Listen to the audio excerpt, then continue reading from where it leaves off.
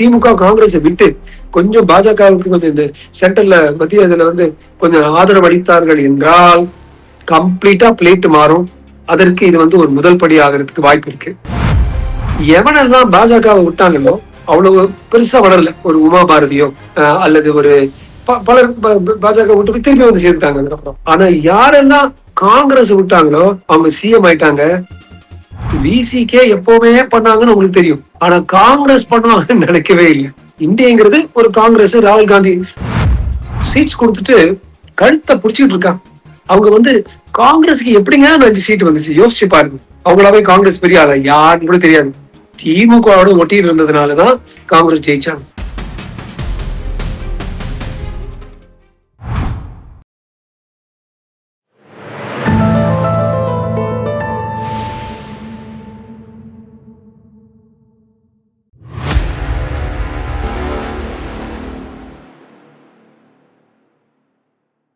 தாமரை TV நேயர்கள் அனைவருக்கும் வணக்கம். இன்றுடன் இணைந்திருக்கும் சிறப்பு விருந்தினர் தமிழக பாஜகவிலிருந்து டாக்டர் ராஜ்குமார் அவர்கள். சார் வணக்கம். சார் வணக்கம். பிரணம்.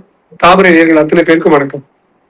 சார், இப்ப சமீபத்துல அண்ணாமலை அவர்கள் பாஜகவிலிருந்து விலகி புதிய இயக்கம் ஆரம்பிச்சிருக்காங்க. அந்த இயக்கத்தை இளைஞர்களுக்கு எல்லாமே அரசியல் சொல்லிக் கொடுத்து ஒரு கட்சி ஆரம்பிச்சு 2031 தேர்தலை எதிர்கொள்ள போறாங்க சொல்லியிருக்காங்க. இன்னும் கிளாரிட்டி கொடுக்கல. 2027க்கும் 29 கிளாரிட்டி கொடுக்கல. 39 தேர்தலை நோக்கி போறேன்னு சொல்லியிருக்காங்க. உங்களுடைய பார்வை என்ன சார்? ஒரு வாட்டர் ஷெட் மூமெண்ட்னு சொல்லுவாங்க. அதாவது அண்ணாதுரைக்கு முன்னால, அண்ணாதுரைக்கு பிறகு, எம்ஜிஆருக்கு முன்னால, எம்ஜிஆருக்கு பிறகு, அது மாதிரி என்னை பொறுத்த வரைக்கும் தமிழ்நாடு இளைஞர்களுக்கு அண்ணாமலை அவர்கள் எடுத்த டிசிஷன், இந்த முடிவு ஒரு வாட்டர் ஷெட் மூவ்மெண்ட். இது வரைக்கும் நீங்க பாத்தீங்கன்னா நாங்களாம் சின்ன பசங்களா இருக்கும்போது பாலிடிக்ஸ் வயசான தாத்தாங்களுக்கு எல்லாம் விட்டுருவோம். அப்ப ஒரு ஜெரியாட்ரிக் நர்சிங் ஹோம் மாதிரி இருக்கும். நம்ம அசம்பிளியும் பார்லிமெண்ட் எல்லாம் 85, 82 அது மாதிரி. கடந்த 10 வருடங்கள்ல பல மாற்றங்கள். ஒரு பக்கம் அண்ணாமலைஜி, ஒரு பக்கம் விஜய், இது போல ஆட்கள் இளைஞர்களுக்கும் சரி நாம பாலிடிக்ஸ்ல வரணுங்கிற ஒரு ஈர்ப்பு உண்டாக்கியிருக்காங்களே இவங்க 2 பேரும். அதுவே ரொம்ப பெரிய விஷயம். ஏன்னா இளைஞர்களுடைய சக்தி பயங்கரம். ஆனா இது வரைக்கும் இளைஞர்களோட சக்தி எதுல போகுது? லோகேஷ் கனகராஜ் யூனிவர்ஸ் என்ன, மார்வல் சூப்பர் ஹீரோ என்ன புதுசா வரா, சத்தியம்ல இந்த சிக்கன் பாப்கார்னோட சேர்த்து கொடுக்குறாங்களான்னு அப்படி இருந்த இளைஞர்களை அந்த ஜென்சி ஜென் ஆல்பாவை கொண்டு டேய் நம்ம விஜய் இப்ப இன்னைக்கு முதலமைச்சர் ஆக்கலாம்டா, நம்ம தாத்தா பாட்டி கிட்ட சொல்லலாம்டான்னு முதல் முறையாக தமிழ்நாடு எலெக்ஷன்ல அவங்க பண்ணாங்க. அது ஒரு லைட்டர் வேல. இது அப்படி இல்லை, இன்னும் கொஞ்சம் சீரியஸ். இது என்ன சொல்றாரு? பக்காவும் சொல்ற, நான் உனக்கு கத்து கொடுக்குறேன், உன்னை உன்னை லீடர் ஆக்குறேன், உனக்கு பாலிடிக்ஸ் நாளைக்கு ஒரு லீடர் ஆக உனக்கு நினைப்பு இருக்கா, அதுக்கு நான் ட்ரைனிங் கொடுக்குறேன், உனக்கு பேசுறதுக்கு ட்ரைனிங் கொடுக்குறேன். இந்த தமிழ்நாடு அரசியல் பத்தி இப்ப நிறைய பசங்களை கேட்ட மாப்போசி யாருன்னு தெரியாது, புதிய நீதி கட்சின்னு யாருக்கும் தெரியாது, திக எப்படி உருவாச்சுன்னு தெரியாது, திமுக பத்தி எப்படி உருவாச்சுன்னு கூட தெரியாது. எல்லாம் இந்த லாஸ்ட் ஒரு 10 இயர்ஸ் மட்டும்தான் தெரியும். அதுக்கு பதிலா இதாண்டா நம்ம அரசியல் வரலாறு, உனக்கும் ஒரு ரோல் இருக்குடா, ஏன் இந்த பிராமண எதிர்ப்பு வந்துச்சு, எப்படி புதிய நீதி கட்சியில இருந்ததுலாம் ஆரம்பிச்சு, அது மாதிரி எல்லாத்தையும் எடுத்து சொல்லி நம்ம பசங்களுக்கு கத்துக் கொடுக்குறாரு. அது ரொம்ப பெரிய சேவை அவர் பண்ற இளைஞர்களுக்கு. அவர் வின் பண்றாரு, வின் பண்ணல, சிஎம் ஆகுறாரு, சிஎம் ஆகல, பாஜகவோட சேர்ந்திருக்காரு, சேர்ந்து போகல. இது வரைக்கும் ஏன் யாரும் அதை பண்ணல? நான் கேட்கிறேன், நான் எல்லாரும் கேட்கிறேன். ஏன் காங்கிரஸ் அப்படி பண்ணல, பாஜக அப்படி பண்ணல, திமுக அப்படி பண்ணல? நம்ம எலெக்ஷன்ல குதிக்கலாம் சொன்னாங்களே தவிர, தம்பி உங்களுக்கு நான் கத்துக் கொடுக்குறேன், உங்களுக்கு விருப்பம் இருந்தா நீ எலெக்ஷன்ல குதிக்கலாம் சொல்லி யாரும் பண்ணல. சோ ஒரு பாஜக ஒரு மாநில செயலாளருங்கிற ஒரு கோணத்துல இருந்து பார்க்கும்போது எங்களுக்கு ஒரு இழப்பு. எங்களுக்கு ஒண்ணுமே இழப்பு இல்லைன்னு அப்கோர்ஸ் லீடர் சொல்லியிருக்காங்க. அது என்னதான் ஒரு அபிஷியலா சொன்னா கூட அண்ணாமலைஜி நம்மளோட இருந்தா இன்னும் கொஞ்சம் ஒரு ஸ்ட்ரென்த் தான். யாராலையும் அது இல்லைன்னு சொல்ல முடியாது. அவன் வந்தாலும் இல்ல, அவர் இல்லைனாலும் இல்லைன்னு சொல்றது ஒரு ஒரு வீராப்புக்காக பண்ற ஒரு வாக்கியம் தான். என்னை பொறுத்த வரைக்கும் ஒரு இழப்பு இருக்கதான் செய்யுது. ஆனா அந்த இழப்புக்கு என்ன ஒரு அட்வான்டேஜ், ஆதாயம்னா தமிழ்நாட்டு இளைஞர்களுக்கு பெரிய அட்வான்டேஜ். வாட்டர் ஷெட் மூமெண்ட் பண்ணா, வாட்டர் ஷெட் மூமெண்ட்.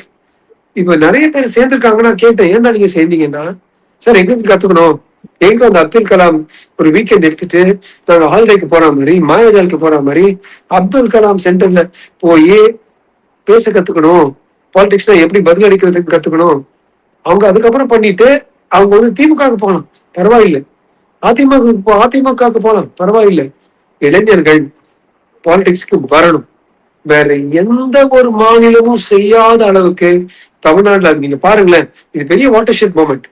அதுக்கு அண்ணாமலைக்கு முன்னால ஒரு பெரிய அடி போட்டவர் இப்ப நமது சிஎம் விஜய் தான். ஒரு சீட்டு வரும், 2 சீட்டு வரும், அவரே தோத்துருவாரு. இது மாதிரி பிரகடனம் கொடுத்தாங்க எல்லாரும். வந்து ஒரு பெரிய சுனாமி அலையை கொண்டு வந்தார். இளைஞர்கள் மாணவன் நினைத்தால் ஒரு பாடல்ல பாடுவாரு, மாணவன் மனது வைத்தால். அதை அவர் காட்டி மாணவர்கிட்ட சொல்லி I may have some negatives about டே. ஏன்னா நீங்க இல்லாம உங்க தாத்தா பாட்டிக்கு போட வச்சீங்க, அவங்க ஒண்ணு தெரியாம உங்களுக்கு ஓகே சொல்லணும்னு செஞ்சு போட்டாங்க. அது எல்லாமே எனக்கு ஐ மே ஹேவ் சம் நெகட்டிவ்ஸ். ஆனா இளைஞர்கள் இது வரைக்கும் ஏன் பங்கேற்கல? எல்லாம் கட்டடிச்சுட்டு சினிமாவுக்கு போவாங்க.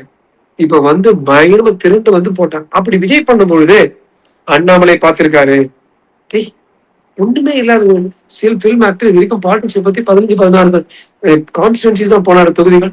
நான் 90 கான்ஸ்டிடுவன்சிக்கு போனேன், அடிச்சு தனித்து ஆக்கிட்டாரு. அப்ப என்ன நீ பண்ண முடியும்? அண்ணாமலை ஜிக்கும் இவர் மாதிரி பல இளைஞர்களுக்கும் ஒரு வழிகாட்டியது நிச்சயமா விஜய் தான். அதுல வந்து மாற்று கருத்தே இல்லை. ஒரு இளைஞரால கூட பண்ண முடியும், இளைஞர்கள் வாங்க பாலிடிக்ஸ். இவர் பார்த்திருக்காரு, சரி அவரு பண்ணாரு. நம்ம வந்து முதல்ல இருந்து 5-6 வருஷம் வந்திருக்கோம், அப்படி இருந்து ஒரு டென்ட் பண்ணல. இவர் ஒரு பெரிய டென்ட் பண்ணிட்டாரு. இவர் பார்த்திருப்பாரு, இவர் பண்ணிட்டாரு, அப்ப நாமும் பண்ணலாம் நினைக்கிறாரு. பாத்தீங்களா? அரசியல் கோணங்கள், அரசியல் துருவங்களை விட்டு பொதுவா தமிழ்நாட்டுக்கும் தமிழ்நாட்டு இளைஞர்களுக்கும், எப்படி தமிழ்நாட்டு இளைஞர்கள் இல்லாம ஐபிஎல்லே இருக்க முடியாது, சிஎஸ்கே இல்லாம யாரு கேட்டாலும். இப்ப நான் ஹைதராபாத்ல உட்காந்துருக்கேன் ஹாஸ்பிட்டல், இங்க கேட்டா கூட சரி என்னதான் சிஎஸ்கே இருந்தா அந்த இளைஞர்கள் வந்து பயங்கரமா கத்துவாங்க, அவங்க இல்லாம போயிடுச்சு. இப்ப முதல் முறையா இளைஞர்கள் வந்து இறங்கிட்டாங்க. ஆயுத எழுத்து மணிரத்னம் படத்துல பண்ற மாதிரி ஒவ்வொரு தெருவுலயும் ஒரு சூர்யாவும் இப்போ ஆஃப்டர் எலெக்ஷன் சர்வே நம்ம எடுப்போம் வந்து என்ன சொல்றாங்க அப்படின்னா, இப்ப விஜய் அவர்கள் டி நகர்ல பிரச்சாரம் வந்து கடைசி அந்த ஒய்எம்சிஏ நகர் நந்தனம்ல பிரச்சாரம் வந்து அவரோட லாஸ்ட் பிரச்சாரம் 2026 இருக்கு.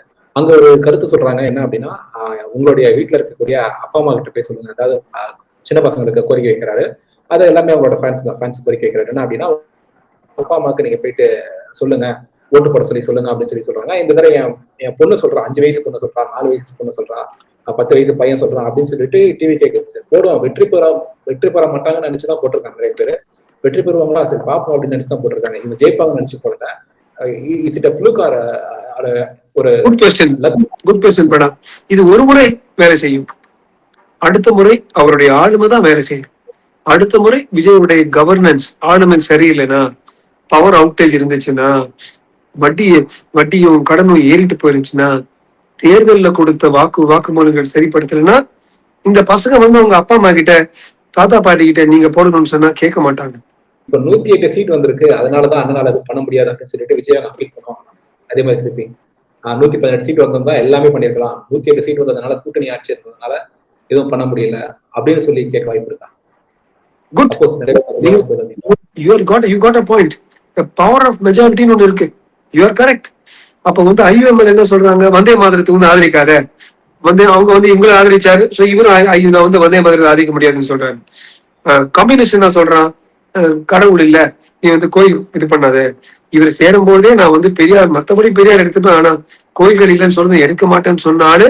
கோயில்களை கொஞ்சம் ஆதரிக்காம போறாரு, ஏன்னா கம்யூனிஸ்டோடைய பவர் அது மாதிரி இருக்கு. சோ என்ன கேட்டீங்கன்னா, ஒரு 6 மாசம் அல்லது 1 வருஷம் ரொம்ப ஒரு தீவிரமா நான் ஒரு பொசிஷன்ல இருந்தா ட்ரை பண்ணுவேன். ஆனா இந்த கூட்டணி கட்சிகள் என்ன பிளாக் பண்ணா மக்கள் கிட்ட திருப்பியும் முறையிட்டு கவர்மெண்ட்டை கலைச்சு திருப்பியும் எலெக்ஷனை வச்சு 150 சீட்டோட வந்தா அல்லது 180 சீட்டோட வந்தா, அப்ப எல்லாரும் சரி இவர் தனி மனிதனா நிக்கணும்னு நினைச்சாருன்னு சொல்லி சப்போர்ட் பண்ணுவாங்க. அப்ப வந்து அவருடைய பிஹேவியரே வேற மாதிரி. கூட்டணி தர்மங்கிறது அதுவும் முதல் வாட்டி வந்திருக்காங்க, ஒண்ணு இல்லாம தத்தளிச்சிட்டு இருந்தாங்க. சோ நீங்க சொன்ன பாயிண்ட் ரொம்ப valid. Congress, CBI, CPM and IUML அந்த ஃபியூ சீட்ஸ் கொடுத்துட்டு கழுத்தை புடிச்சிட்டு இருக்காங்க. அவங்க வந்து காங்கிரஸுக்கு எப்படிங்க 5 சீட் வந்துச்சு யோசிச்சு பாருங்க. அவங்களாவே காங்கிரஸ் பெரிய ஆளா யாருன்னு கூட தெரியாது. திமுகவோட ஒட்டிட்டு இருந்ததுனாலதான் காங்கிரஸ் ஜெயிச்சாங்க. திமுகவோட ஒட்டிட்டு இருந்ததுனாலதான் விசிகே ஜெயிச்சாங்க. திமுகவோட இருந்ததுனாலதான் கம்யூனிஸ்ட் சேர்ந்தீங்கன்னா கம்யூனிஸ்டுக்கு வந்து ஒரு ஹோல்டு இருக்கு. அந்த கக்கன் அந்த டைம்ல போயிடுச்சு. எந்த ஆடு மேல குதிரை மேல ஏறி சவாரி வந்தீங்களோ அந்த குதிரையை ஒரு குத்து குத்திட்டு நீங்க குதிச்சிட்டீங்க. யார் அந்த குதிரை? மாண்புமிகு முன்னாள் முதலமைச்சர் மு.க. ஸ்டாலின். அவர் பாவம் எல்லாம் எடுத்துட்டு எப்படியும் பண்ணாரு. நீங்க இப்படி ரெண்டு கையில எல்லாரும் சேர்ந்து வச்சுட்டீங்க அவரு. அப்படி காங்கிரஸோட துரோகத்தையும் சிபிஐ சிபிஎம் ஐயுஎம்எல் விசிகேவோட துரோகம் வந்து எப்படி வெளிப்படுதுன்னா, காங்கிரஸே போட்டவங்க இப்ப விஜய் போட மாட்டாங்கன்னு நினைக்கிறீங்க? ஒரு சின்ன பிரச்சனை வந்தாலும் அவ்வளவு வருஷம் இருந்தாங்க திமுகவோட. தப்புன்னு விஜயோடைய காலை மாறி விட்டுருவாங்க. என்னை கேட்டீங்கன்னா அவர் நிஜமாவே அவர் ஒரு பெரிய ஒரு தடை இருந்தால் விட்டுட்டு கோ ஃபார் ரீ எலெக்ஷன், ப்ராப்பரா வின் பண்ணி பண்ணுங்கிறது தான் என்னுடைய அவரும் சார். என்ன அப்படின்னா, இப்போ 2026 தேர்தல் அவர் சந்திச்சது உச்சபட்சத்துல இருந்து வர சினிமால உச்சபட்சத்துல 200 கோடி சம்பளம் ஒரு படத்துக்கு 2 படம் நடிச்சு 400 கோடி அப்படின்னு சொல்லிட்டு அந்த பிரச்சாரங்கள்லாம் செஞ்சு இதெல்லாம் வேண்டாம் அப்படின்னு சொல்லிட்டு 30 வருஷம் எனக்காக இருக்கீங்க, அடுத்த 30 வருஷம் உங்களுக்காக செலவு பண்ண போறேன் என்னோட ரசிகருக்காக அப்படின்னு சொல்லிட்டு ஒரு விஷயம் எடுத்து எலெக்ஷன் சந்திச்சாங்க. இப்போ கூட்டணி கட்சிகள்லாம் உள்ள வந்திருக்காங்க. அது மட்டும் இல்லாம கடைசியா சேர்ந்திருக்கக்கூடிய எம்சி சம்பத் அவங்களா இருக்கட்டும், கடம்பூர் ராஜு, நிறைய எக்ஸ் மினிஸ்டர்ஸ் எல்லாம் வந்து சேர்ந்திருக்காங்க. அவங்க மேல அதிமுக ஆட்சி காலத்துல சின்ன சின்ன ஊழல் குற்றச்சாட்டுகள், ரொம்ப சின்ன அளவுல ஊழல் குற்றச்சாட்டுகள் இருக்கு அப்படின்னு இருக்கு. நிறைய பேர் சோசியல் மீடியா போடுறாங்க. இப்ப கூட்டணி கட்சிகளும் வந்திருக்காங்க, காங்கிரஸ் வந்திருக்காங்க. காங்கிரஸ் மேல 2G அப்படின்னு பெரிய அலிகேஷன் இருக்கு. இப்போ நான் அதை டிஎம்கே வந்து நான் எடுக்க ஆரம்பிச்சேன். இன்னும் கொஞ்ச நாள் கழிச்சு அவங்களே டிஎம்கே பி டீம் ஏதாவது உருவாக்கி அந்த அலிகேஷன் வைக்க ஆரம்பிப்பாங்க. ஸோ இப்போ இந்த கூட்டணி எக்ஸ் மினிஸ்டர்ஸ் இவங்க அவரும் வந்து ஒரு ஊழல்வாதிகள் எல்லாம் சேரும். ஊழல்வாதிகள் கிடையாது, ஒரு எக்ஸாம்பிள் சொல்லிட்டேன். ஊழல்வாதிகள் எல்லாம் சேருவோம் வந்து விஜய்க்கு இந்த செட்பேக்கா இருக்காதா ரீ எலெக்ஷன் வச்சாங்கன்னா? ஏன்னா இவரை சொல்றது வந்து ஊழலை நான் ஒழிப்பேன், இன்னும் மக்களுடைய ஒரு அனுதாபாலே அவரோட தான் இருக்கு. பாவம் நம்ம விஜய் ட்ரை பண்ணி வராரு. ஆனா அது வந்து 3-4 வருஷத்துக்கு மேல இருக்குமா இருக்காதாங்கிறது ஒரு பெரிய கேள்விக்குறி. இப்ப 1 வருஷம் 1.5 வருஷம் அந்த விண்டோ ஆஃப் ஆப்பர்ச்சுனிட்டி, அந்த ஜன்னல் இருக்கும். இந்த ஜன்னல் அவர் பயன்படுத்தி அவர் போனாருன்னா டெஃபினட்டா ஜெயிப்பாரு. ஆனா இந்த வாட்டி வந்து வயசானவங்க பரவாயில்ல அவரே கரைச்சிட்டு வந்தாரு, அவருக்கு ஒரு வாய்ப்பு கொடுக்கலாம்னு நினைப்பாங்களே தவிர என் பேரன் சொன்னா அதனால நான் போடுறேன்னு நினைக்க மாட்டாங்க. 3வது விஷயம், நிறைய பேர் வந்து ஊடகங்கள்ல தாக்குன்னு தாக்கியிருக்காங்க. நான் ஸ்பெசிபிக்கா படிச்சேன். எந்த ஒரு ரூலும் இல்ல, எங்கேயும் ஒரு ரூல் இல்ல. அப்பா கிட்ட சொல்லக்கூடாது, பேரங்கிட்ட தாத்தா கிட்ட சொல்லக்கூடாதுன்னு. அது வந்து நடைமுறை இல்லை, அவ்வளவுதான். அவர் பயன்படுத்தி இருக்காரு. என்னால அதை பண்ண முடியல, அவர் பண்ணாரு, அவ்வளவுதான். எந்தவித ஒரு கான்ஸ்டிடியூஷனல் தப்போ அது வந்து தேர்தல் முறை தப்போ அதெல்லாம் இல்லை, அவர் பயன்படுத்தினாரு, அவ்வளவுதான். பட் இப்ப மக்களுடைய அனுதாபம் இருக்கும் பொழுது அவர் அந்த கூட்டணியை கலைக்க முடியல. இப்பதான் கலைக்க முடியும். ஒரு 2-3 வருஷம் இழுத்து 3.5 மாசம் 4 மாசத்துல கடன் மேலே பயங்கரமா. அண்ட் இப்ப இருக்கிற காசு வந்து கஜனா காலி ஆகும்போது சேலரிஸ் வருமானங்களுக்கு கொடுக்கறதுக்கு கூட ரொம்ப கம்மியாயிடும். அப்போ வந்து கெட்டு பேரு ஏற ஆரம்பிச்சு 1-2 வருஷத்துல ரொம்ப இவங்க ஒண்ணுமே பண்ணல, காசு கொடுக்கல, சம்பளம் கொடுக்கல, இது ப்ராமிஸ் பண்ணாங்க அதெல்லாம் ஒண்ணு கொடுக்கல, வாக்குமூல்கள். அப்ப வந்து அவர் கரைச்சி நின்னாருன்னா தோல்வி அடைகிறதுக்கு வாய்ப்பு இருக்கு. ஆனா முதல் 6 மாசத்துல நின்னாருன்னா சரி இவர் கேட்கிறாரு ஒரு பெரும்பான்மை, அவர் ஒரு மெஜாரிட்டி கொடுத்து பார்க்கலாம்ங்கிற ஒரு திங்கிங் இருக்கும். I am sure he is doing. அவர் டெஃபினட்டா அதை பத்தி அவர் நினைச்சிட்டு இருப்பார். சார் இப்போ பிரஸ் மீட்டை குறித்து கேட்க வந்து விஜய் அவர்கள் ஏன் பிரஸ் மீட் வைக்கல அப்படின்னு சொல்லி கேட்க வந்து சிடிஆர் என்ன சொல்றாங்க அப்படின்னா, ஒரு 10 வருஷத்துக்கு முன்னாடி பிரஸ் மீட் கொடுக்குற வழக்கம் அப்படின்றது பெருசா கிடையாது. இப்போ 10 வருஷமா தான் அரசியல்வாதிகள் அவங்களுடைய இருப்பை காமிச்சுக்கிறதுக்காக பிரஸ் மீட் கொடுக்குறாங்க. பிரஸ் சந்திக்கணும் அப்படின்னு சொல்லி எந்த ஒரு கட்டாயமும் கிடையாது. விஜய் அவர்கள் அதாவது இன்டெரக்டா சொல்றாங்க அப்படின்னா விஜய் அவர்கள் சந்திப்பாங்கன்னா சொல்லி நினைக்காதீங்க, மைக்ல எடுத்துட்டு வரதை சொல்ற மாதிரி இதான் ஒரு சில கருத்துக்கள் சொல்லியிருக்காங்க. அதை நீங்க எப்படி சார் பாக்குறீங்க? உண்மையாலே 10 வருஷமா தான் இந்த பிரஸ் மீட் எல்லாம் கொடுக்குறாங்க. கரெக்ட், எந்தவித ரூலும் இல்லைங்க. இதெல்லாம் கூட தப்பா பண்ணாரு, லஞ்சம் வாங்கினா தப்பு, ஊழல் தப்பு, பிரஸ் மீட் கொடுக்காது தப்பு இல்ல. நீங்க மோடிஜி எடுத்து பாருங்களேன். மோடிஜி வந்து கொடுக்குற பிரஸ் மீட்ஸ் நீங்க வந்து பல மாநில தலைவர்கள், இப்ப மம்தா பானர்ஜி ஆல்மோஸ்ட் டெய்லி கொடுக்கும். மோடிஜி வந்து கொடுப்பாரு, அப்பதான் கொடுப்பாரு. ஒரு பெரிய விஷயம் கொடுப்பாரு, டக்குன்னு சொன்னாரு போவார். 2008 அவரு ரெகுலர் பிரஸ் மீட் கொடுத்திருக்காரு. ஆனா அந்த அவரு பிஎம் ஆயிட்ட அப்புறம் கம்மியா பிரஸ் மீட்ஸ் கொடுத்தாரு. நீங்க இந்திரா காந்தி எல்லாம் அப்படியே டெய்லி அடிப்பாங்க, அப்படியே எல்லாரும் கேட்டுட்டு இருப்பாங்க, ஒரு கிளாஸ் எடுக்கிற மாதிரி எடுப்பாங்க. அதோட கொஞ்சம் கம்மி. ஆனா ராஜீவ் காந்தி எடுப்பார். மன்மோகன் சிங் அப்கோர்ஸ் ரொம்ப பண்ண மாட்டார். பட் இந்திரா காந்தி ஒரு ராஜீவ் காந்தி பண்ண அளவுக்கு இவர் வந்து கொஞ்சம் கம்மியா தான் பண்றாரு நம்ம. அது தப்பு ரைட்டுலாம் இல்ல. அவர் வந்து ஒரு செயல் வீரர் மோடிஜி. டப்புன்னு பண்ணிட்டு போயிட்டே இருப்பார். என் திட்டங்களை பாருங்க, அதே பேசிடுவோம். அது போல there's no கம்பல்ஷன். சிலர் எடுத்து பேசுவாங்க, சிலர் செய்வாங்க. ஸ்டில் நான் சொல்லுவேன், சட்ட ஒழுங்கு சீர்கேடு இருந்தா நானும் சண்டை போடுவேன். விஜயோட பண்ணுங்க சார் சிஎம். ஆனா பிரஸ் மீட் ஒண்ணு கொடுக்கல, நான் சண்டை போட மாட்டேன். அவர் ஒரு பட்டன் போடாம இதே மாதிரி பிஎம்க்கு முன்னால இப்படி போனாருன்னு, அவர் பட்டனை கட்டினாருன்னு, இதெல்லாம் தேவையில்லாத விதண்டாவாதங்கள். அது வந்து ஒரு ஸ்டைலு, கேஷுவல், ஸ்மார்ட் கேஷுவல். இது கேஷுவல், இது ஸ்மார்ட் கேஷுவல். அவர் வந்து கேஷுவல்ல போயிருக்காரு. அதெல்லாம் தப்பே. ஒரு அப்பா கிட்ட போய் பேசுற மாதிரி மோடி கிட்ட பேசிருக்காரு. பிரஸ் மீட் அவருக்கு கிவ் சம் டைம். அவருக்கும் கொஞ்சம் விஷயம் இருக்கும் பொழுது அவர் நிச்சயமா அவர் பிரஸ் மீட் கொடுப்பாருன்னு தான் நான் நினைக்கிறேன் பிரணவ். அதாவது யாருக்கும் you must give a chance. இப்ப ஒரு ஒரு வாய்ப்பு கொடுக்கணும். அதுக்கு மேல அவர் சரியா பண்ணலன்னா 6 மாசம் 1 வருஷம் வெயிட் பண்ணி பாக்குறோம். அவர் சரி நாமே தாக்குவோம். நமக்காக இல்ல, ஜனநாயகத்துக்காக. ஜனநாயகம் படத்துக்காக இல்ல, ஜனநாயகத்துக்காக. பட் அது வரைக்கும் அந்த பட்டன் இப்படி போட்டாரு, இப்படி திருப்பல, அவர் பிரஸ் மீட் பண்ணு தாக்கு மேல தாக்க அவர் தாக்குறது வந்து எனக்கு வந்து கொஞ்சம் அவ்வளவு ஒரு ஒரு ஒரு அவ்வளவு நியாயமா எனக்கு படல. பிளஸ் ஒரு இம்பார்ட்டன்ட் மேட்டர், இந்த Annamalai press, Vijay press completely different. பாஜக மாநில தலைவரா இருக்கும்பொழுது நான் பார்த்துக்கிட்டே வரேன். அவர் 21, 22 இருந்து 25க்குள்ள அந்த 3.5 வருஷத்துல அவர் மருவி அவருடைய முதிர்ப்பு நல்லா தெரியுது. முதல்ல வந்து இன்னொன்னு சொல்லுவாரு, 2-3 விஷயம் சொல்லு. அதுக்கப்புறம் போக போக அவங்களுக்கு கிளாஸ் எடுக்க ஆரம்பிச்சிட்டாரு. அந்த அளவுக்கு ஒரு ஒரு அவருடைய ஒரு growth மேம்படுதல் வந்து கண்ணால பார்த்தோம். சோ அவருக்கு அந்த ட்ரைனிங் முடிச்சிட்டாரு. அவர் ட்ரெயின் ஆன ஒரு ஆபீசர், இவர் வந்து ட்ரெயின் ஆகாத ஒரு ஆபீசர். அதான் வித்தியாசம் ஐ திங்க். ஆனா அவருக்கு ஒரு சுத்தி ஒரு நல்ல கூட்டம் இருக்கு. கொஞ்சம் ட்ரைனிங் எடுத்தாருன்னா டெஃபினட்டா அவரும் ஹேண்டில் பண்ண மாட்டாரா? சினிமா கேமராவே ஹேண்டில் பண்ற ஆளு பிரஸ் கேமரா ஹேண்டில் பண்ண முடியாதா? நிச்சயமா அவரால் பண்ண முடியும். காலம் சொல்லும் அவரால் பண்றாரா இல்லையான்னு. நிச்சயமா சார். சார் இப்போ நேத்துக்கு இந்திய அலையன்ஸோட மீட்டிங் இருக்கு. தமிழகத்திலேயே எடுத்துக்கிட்டோம் அப்படின்னா திமுக நாங்க பங்கேற்கலன்னு சொல்லிட்டாங்க. வெளியே வந்துட்டோம்னு சொல்லல, நாங்க பங்கேற்கலன்னு சொல்லியிருந்தாங்க. காங்கிரஸ்ல அதிகாரப்பூர்வமான அந்த பேச்சாளர்களே பார்த்தோம் அப்படின்னா திமுக புறக்கணித்த கூட்டம் அப்படின்னு சொல்லிட்டு ஒரு ஸ்டாண்ட்ஸ் அவங்கள திமுக அடிச்சு அந்த பேச ஆரம்பிக்கிறாங்க. திமுக அபிஷியலா வெளியே வரல, புறக்கணிச்சிருக்காங்க மீட்டிங். தாவேகா அது போய் இந்த மீட்டிங்ல சேரல. இதே சமயம் மீண்டும் மம்தா பானர்ஜி அவங்களும் அரவிந்த் கெஜ்ரிவால் அவங்களும் இப்ப இறங்கி மீட்டிங் வந்திருக்காங்க. கம்யூனிஸ்ட் எம்ஏ பேபி அவங்க என்ன கேட்டிருக்காங்கன்னா, எங்களை நீங்க விமர்சனம் பண்ணீங்க, பினராயி விஜயன் வந்து நீங்க இடி வந்து விசாரிக்கணும் அப்படின்னு சொல்லிருந்தீங்க, அதுக்கான விளக்கங்கள்லாம் கொடுங்க அப்படின்னு கேட்டது. ஒரு ரொம்ப ஒரு குழப்பமான இடத்துல ஒரு மீட்டிங் நடந்திருக்கு. தாவேகா ஜாயின் பண்ணுவாங்க நினைக்கிறீங்களா? இது 2029 ஸ்ட்ராங்கா இருக்கும். நான் நினைக்கிறேன் சார். லாஸ்ட் டைம் 2023 1 வருஷம் ஒரு 8 மாசம் கேப்ல ஆரம்பிச்சாங்க. இப்போ 3 வருஷம் இருக்கு அவங்களுக்கு மக்களிடையே பேசுறது. சோ நான் முக்கியமான விஷயம் நான் உங்ககிட்ட சொல்றீங்க. Congress, Thaveka, INDI. காங்கிரஸை பொறுத்த வரைக்கும் I am sorry to say திஸ்ங்க பிரணவ், எந்த ஒரு கூட்டணி கட்சிகளுக்கு கூட காங்கிரஸ் வந்து இது வரைக்கும் ரொம்ப ஒரு ஒட்டு போய் இருக்க மாட்டாங்க. அவங்களோட போவாங்க, டக்குன்னு கழிச்சிருவாங்க. ஆர்டிகல் 356 எல்லாருக்கும் தெரியும், ஒரு கவர்மெண்ட் கலைக்கிறது. மோடி இது வரைக்கும் ஒரு முறை கூட பயன்படுத்தல.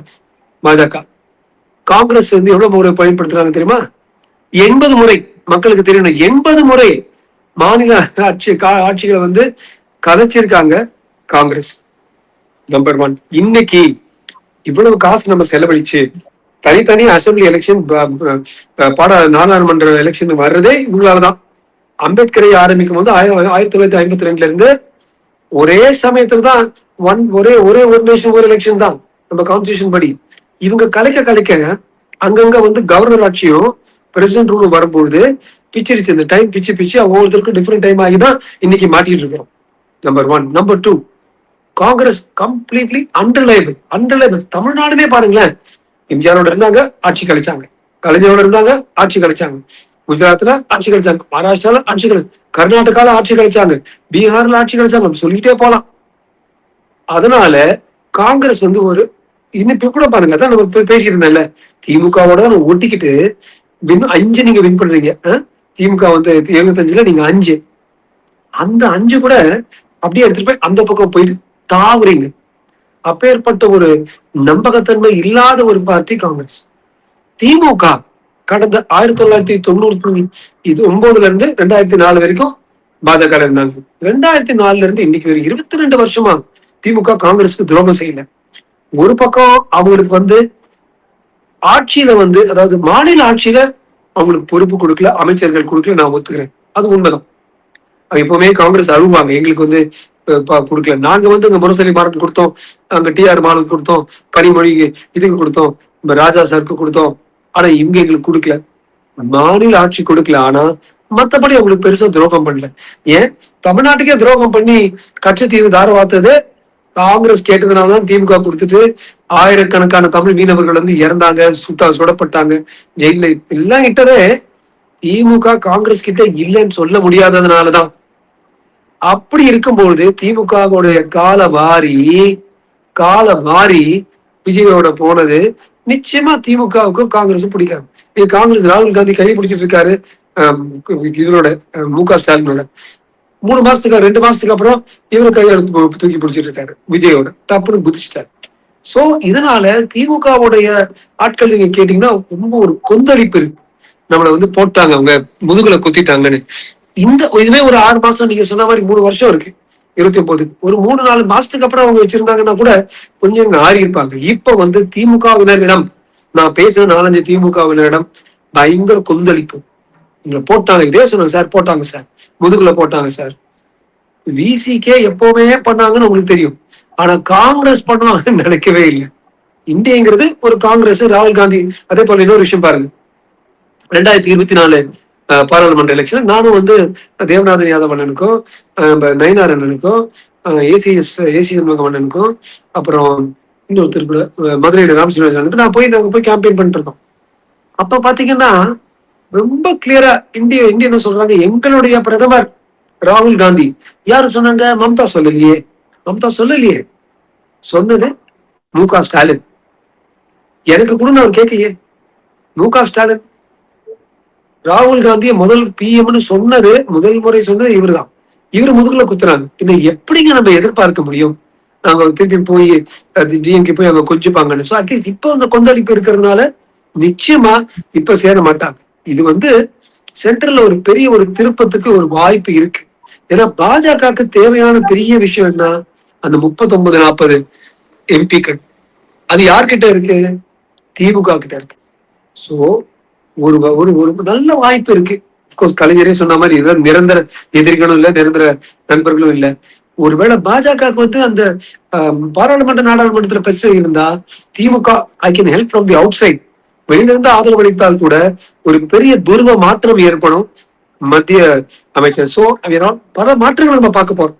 அதுக்கு முதல் படி இந்த இந்திய கூட்டணிக்கு திமுக வராம இருக்கிறது சொன்னதுனால்தான். எவனெல்லாம் பாஜகவை விட்டாங்களோ அவ்வளவு பெருசா வளரல. ஒரு உமா பாரதியோ அல்லது ஒரு பலர் பாஜக விட்டு போய் திருப்பி சேர்த்துட்டாங்க அதுக்கப்புறம். ஆனா யாரெல்லாம் காங்கிரஸ் விட்டாங்களோ அவங்க சிஎம் ஆயிட்டாங்க, அல்லது இப்ப சரத்பவார் மாதிரி ஒரு தனியார் பெரியாள் ஆயிட்டாங்க. இப்ப எடியூரப்பா எல்லாம் விட்டாரு பாஜக, அப்புறம் திருப்பி ஜாயின் பண்ணிட்டாங்க பாஜக. உமா பாரதி விட்டாங்க, திருப்பி ஜாயின் பண்ணிட்டாங்க. காங்கிரஸ் யாரெல்லாம் விட்டாங்களோ, ஒரு சரத்பவாரோ அப்பேற்பட்ட ஆட்கள் பொதுவா அவங்க முதலமைச்சர் ஆயிட்டாங்க, அல்லது அவங்க ஒரு மத்திய அமைச்சர் ஆயிட்டாங்க, ஒரு பவர்ஃபுல் ஆள் ஆயிட்டாங்க. இதான் காங்கிரஸ் உடைய ஒரு பின்னணி, பாஜகவோட பின்னணி. சோ ஒரு வகையில திமுக காங்கிரஸ் மூப்பனார் 25 சீட் அடிச்சாரு ஒரு வாட்டி. 25 சீட் அவர் அடிச்சாரு ஒரு முறைதான். காங்கிரஸை விட்டுட்டு தமிழ் மாநில காங்கிரஸ் அவரு உற்பத்தி செஞ்சு அவரே அதை இயங்கி நிறுத்தினாரு, அடிச்சு தூக்குனார். சோ ஐ திங்க் பல எக்ஸாம்பிள்ஸ் அது மாதிரி இருக்கு. காங்கிரஸை விட்டா ஆமை விட்டா மாதிரிதான்.